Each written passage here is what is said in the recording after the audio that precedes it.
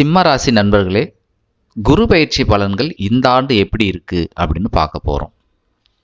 குரு 1/5/2024 மேஷத்திலிருந்து ரிஷபத்துக்கு பயிற்சி ஆகிறார்.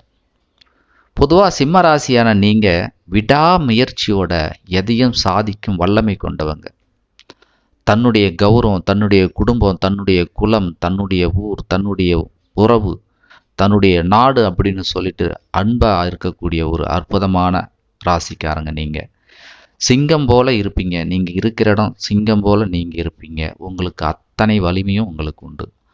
அப்படிப்பட்ட உங்களுக்கு இந்த குரு என்ன பலன் செய்ய போறார்? பொதுவாக உங்களுக்கு குரு பார்த்தீங்கன்னு சொன்னால் சுபமான பலனை தரக்கூடிய ஒரு கிரகம். அதாவது உங்கள் வீட்டுக்கு 5ஆம் அதிபதியும் அவர் தான், 8ஆம் அதிபதியும் அவர் தான். பொதுவாக குரு ராசி 8 வந்துச்சு அப்படின்னு சொன்னால் உங்களுக்கு குழந்தையால் நன்மைகளும் உண்டு, தீமைகளும் உண்டு. இது ஜாதகத்தில் உங்களுக்கு கூடுதா குறையுதா அப்படின்றத பார்க்கணும். இதில் குரு பயிற்சியை பற்றி பார்க்க போகிறோம். குரு 10ஆம் வீட்டுக்கு வராரு. பாக்கியன்னு சொல்லக்கூடிய 9லிருந்து 10ஆம் வீட்டுக்கு வராரு சார். அது எப்படி இருக்கும் அப்படின்ற ஒரு எண்ணங்களும் ஒரு பயந்த எதிர்பார்ப்பும் இருக்கும். ஆனால் எதையுமே மாற்றி யோசிங்க. 10ல் இருக்கிற குரு பதவியை பறிப்பார் அப்படின்றத விட்டு 10ல் உங்களுக்கு சுபகிரகம் இருக்குது. நீங்கள் பிறக்கும் பொழுது அந்த ரிஷபத்தில் சனி இருக்கிறாரு, சுக்கிரன் இருக்கிறாரு, புதன் இருக்கிறாருன்னு வச்சுக்கோங்க. பொன்னான ஆண்டுங்க. அள்ளி அள்ளி கொடுக்க போகிற அற்புதமான ஆண்டு. ஆக 10ஆம் வீட்டில் இருந்தால் பதவிக்காக, பணத்துக்காக, தொழிலுக்காக ஓடணும், வேலை செய்யணும். அப்படி செஞ்சால் இந்த குரு நன்மையே செய்யும். ஏன் அப்படின்னு சொன்னால் அவர் தன்னுடைய பார்வை அப்படின்னு சொல்லக்கூடிய 5, 7, 9ஆம் பார்வையால் 2ஆம் வீட்டை பார்க்குறாரு, 4ஆம் வீட்டை பார்க்குறாரு, 6ஆம் வீட்டை பார்க்குறாரு. அப்போது 2, 4, 6 அப்படின்றது பண வரவை கொடுக்கக்கூடிய ஒரு ஆண்டு. குடும்பத்துக்காக ஓடணும், உழைக்கணும். இதனால் குடும்பத்தை பிரியணும். எதுக்காக? பணத்துக்காக. இப்படி இருந்தீங்கன்னா உங்களுக்கு பணம் வரும். பணம் வரும்பொழுது மகிழ்ச்சியும் உண்டு. ஆக 2ஆம் வீட்டை பார்க்குறாரு. குடும்பத்தில் ஒரு வரவு உண்டுங்க. குழந்தை பாக்கியம் உண்டு. திருமணம் நடக்கும். சார் குருபலம் இல்லைன்னு சொல்கிறாங்க, நீங்கள் திருமணம் நடக்கும்னு சொல்கிறீங்க. குருவோட பார்வை 2ஆம் வீட்டுக்கு விழுகிறது. திருமண முயற்சி கண்டிப்பாக உங்களுக்கு வெற்றி தரும்.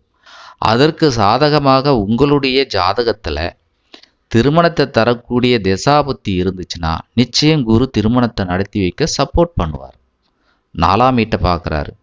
தன்னுடைய பார்வையால் 4ஆம் வீட்டை பார்க்குறாரு. வீடு கட்டுறீங்களா? பாதிலே நிற்குதா? கட்டி முடிக்கப்படும். அதுக்கு உண்டான பண வருவாய் உண்டு. விவசாயம் பண்ணுறீங்களா? விவசாயத்தில் லாபம் உண்டு. 6ஆம் வீட்டை பார்க்குறாருங்க. எதிரியும் உண்டு, எதிரியை வெல்லக்கூடிய ஆற்றலும் உண்டு. கடனும் உண்டு, கடனை அடக்கக்கூடிய ஆற்றலும் உண்டு.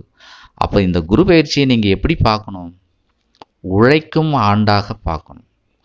சோம்பேறியாக இருந்தால் இந்த ஆண்டு உங்களுக்கு சுகத்தை தராது. உழைக்க கற்றுக்கணும். உழைக்கிறீங்க அப்படின்னு சொன்னால் நிச்சயம் நல்ல ஆண்டாக இருக்கும். இன்னும் பாருங்கள், உங்கள் ஜாதக கட்டத்தை எடுத்து பாருங்கள். ரிஷபத்தில் குரு இருக்கிறார்.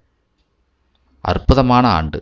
நீங்கள் பிறந்த ஜாதகத்தில் பிறக்கும் பொழுது உங்கள் ஜாதக கட்டத்தில் ரிஷபத்தில் சுபகிரகம்னு சொல்லக்கூடிய சூரியன் இருந்தாலும், சனி இருந்தாலும், குரு இருந்தாலும், சுக்கிரன் இருந்தாலும், குருவின் பார்வையை பெறக்கூடிய கன்னிராசி, அடுத்து விருச்சகம், மகரத்தில் இப்போ சொன்ன இந்த கிரகங்கள் குரு, சுக்கிரன், பிறந்த காலத்தில் சூரியன், சனி இருந்தால் அற்புதமான ஆண்டு.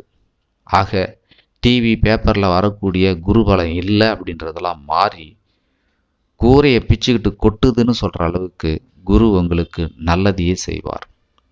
ஆனாலும் மன பயத்தை நீங்கிறதுக்கு நீங்கள் வியாழக்கிழமை கோயிலுக்கு போங்க, தட்சிணாமூர்த்தி வழிபாடு செய்யுங்க. அதுவும் சிவன் கோயிலுக்கு போங்க, சிவபெருமானை வணங்குங்க, சுற்றி வாங்க. ஒவ்வொரு வியாழக்கிழமையும் நீங்கள் சிவன் கோயிலுக்கு போயிட்டு 12லிருந்து 21 முறை கோயிலை வலம் வந்து தட்சிணாமூர்த்தியை வழிபட்டுட்டு வந்தீங்கன்னா எல்லா நலனும் உங்களை தேடி வரும். ஸோ இந்த குரு பயிற்சி அனைவருக்கும் நன்மையே செய்ய இறைவன் துணை நிற்பாராக. இதுவரைக்கும் இந்த வீடியோ பொறுமையாக பார்த்த உங்களுக்கு நன்றி. வாழ்க வளமுடன்.